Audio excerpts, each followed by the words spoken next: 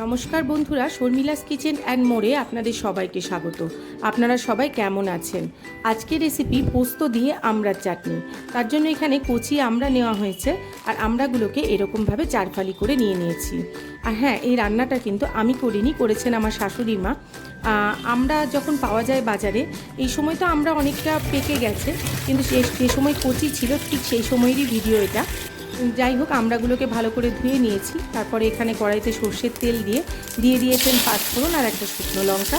এরপরে আমড়াগুলো এর মধ্যে দিয়ে ভালো করে নাড়িয়ে চাড়িয়ে নিয়েছেন।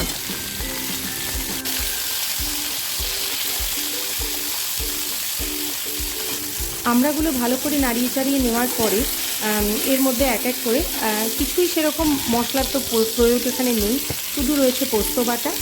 আর পোস্ত বাটা দিয়ে ভালো করে নাড়িয়ে চাড়িয়ে নিয়ে এর মধ্যে দিয়ে দিয়েছেন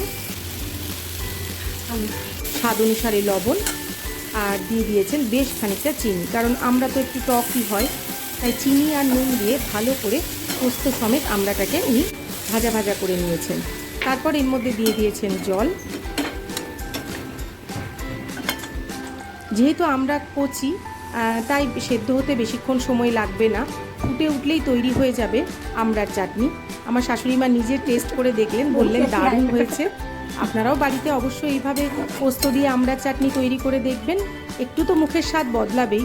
গতানুগতিক চাটনির থেকে এই ধরনের চাটনি খেয়ে দেখবেন। যাদের মুখে রুচি চলে গেছে বা কোনো শরীর খারাপ, তখন এই সময় একবার চাটনি আমড়ার করে দেখবেন, দারুণ লাগবে খেতে। আর আপনারা যারা ভিডিও দেখছেন তারা অবশ্যই চ্যানেলটিকে সাবস্ক্রাইব করে দিয়ে পাশে থাকবেন। নমস্কার।